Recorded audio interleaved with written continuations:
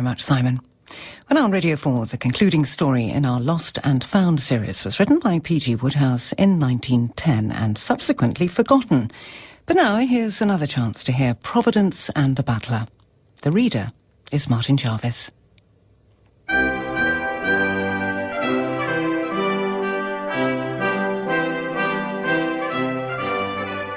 His Lordship wishes to see you, Mr. Keeling.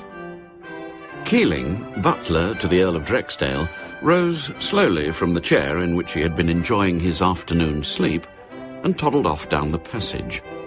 The footman who had brought the message watched him pass through the red baize door, which marked the boundary of the servants' quarters. Jane, He said to one of the housemaids, how old is old Keeling? "Blessed if I know," said Jane. "I've been here since I was a little bit of a slip of a thing, and he was just the same then." Poor old fella. He's got to go see his Lordship. "Is his Lordship in one of his moods, Tom?" His Lordship, said Tom, is in about 18 of them at once.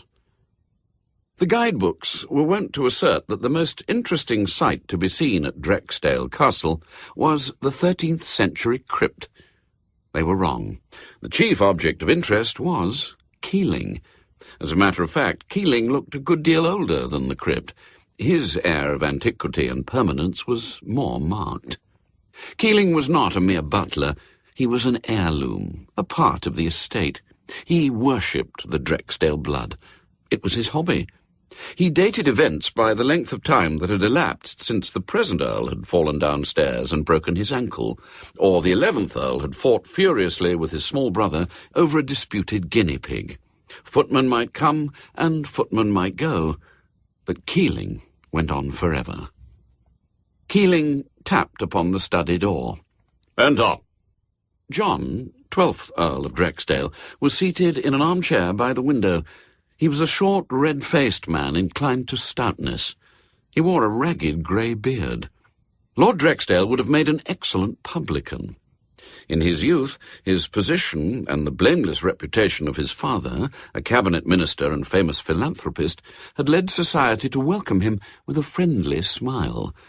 That smile had changed to a blank stare within the space of 4 years, and now the best the society papers could find to call him was that well-known sporting peer, which was a polite way of intimating that his friends and associates today were the scum of the racecourse. But whatever Keeling's views may have been, he confided them to none. A Drexdale is immune to criticism. "Come in, can't you? Shut the door." "Ah!" The last remark was elicited by a sudden twinge of pain in the foot which rested, swathed in bandages, on a pile of cushions. His lordship was suffering from one of his frequent attacks of gout. "Your Lordship wished to see me?" "Of course I wish to see you. For heaven's sake, man, don't stand there gaping at me like a fish. Close your mouth. Now, Keeling, I want you to go up to London by the first train tomorrow." "To London, your Lordship?" "Yes, London. You've heard of the place, I suppose. Here, read this letter. It's from Colonel Brandt, who was here for the shooting last year." Keeling fumbled in his pocket for his spectacles. "Damn it, man, I can't wait all day. I'll read it to you. It's about Lionel." Keeling bowed. The Hon. Lionel, only son of the Earl, was a pale, diffident young man who had been bullied through a sickly boyhood by his father and was now drifting aimlessly about London.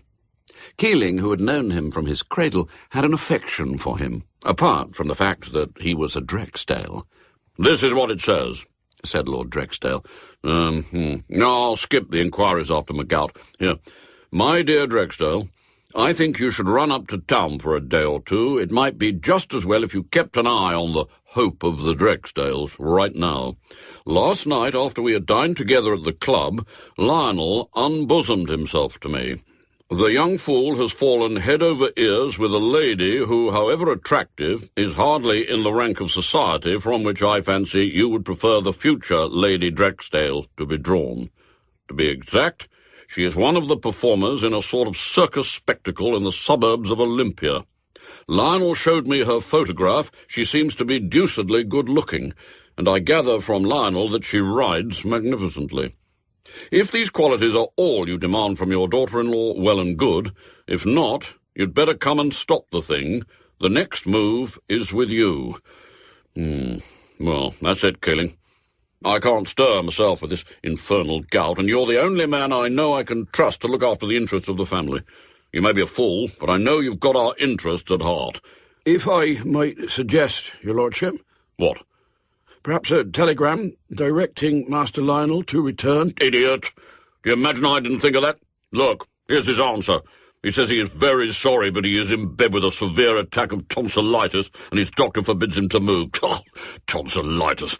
I expect he's sitting in a six-footed gallery cracking nuts and making sheep's eyes at the girl as she jumps through paper hoops. Keeling received this vivid piece of imagery in respectful silence. Catch the first train tomorrow, Keeling. Use your discretion, if you have any. If the girl has to be bought off, buy her off. Never mind the figure. That's all. I shall dine up here. Keeling bowed and left the room. On the third day after Keeling's departure, Tom, the footman, removing the breakfast things, was surprised to hear, as his lordship looked up from his sporting life, a sort of combination roar and groan. He saw that the latter's face was a rich purple, and that his eyes were bulging apoplectically.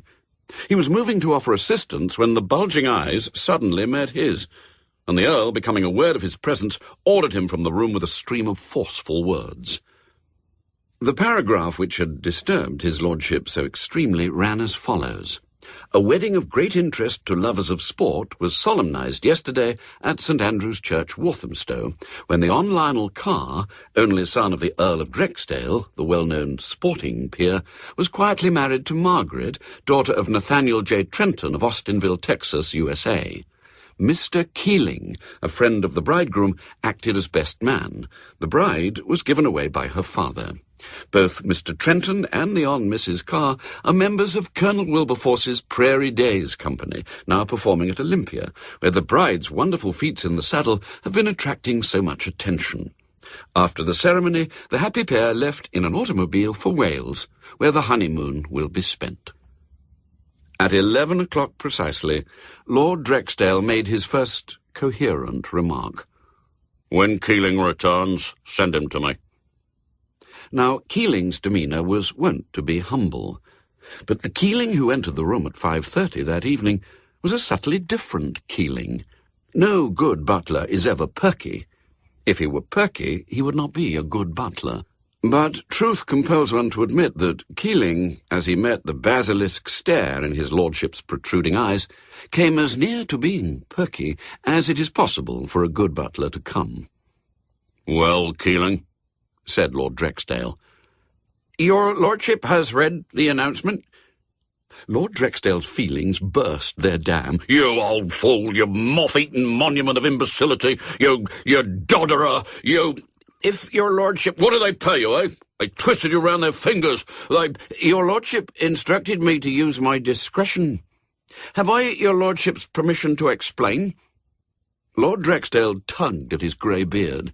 The action seemed to afford him a temporary relief. He nodded. I delivered your lordship's wishes to Master Lionel immediately upon my arrival. Master Lionel declined to express an opinion. He took me to the place where the young lady was performing, and I am bound to say, your lordship, that I was greatly struck by her command of her horse.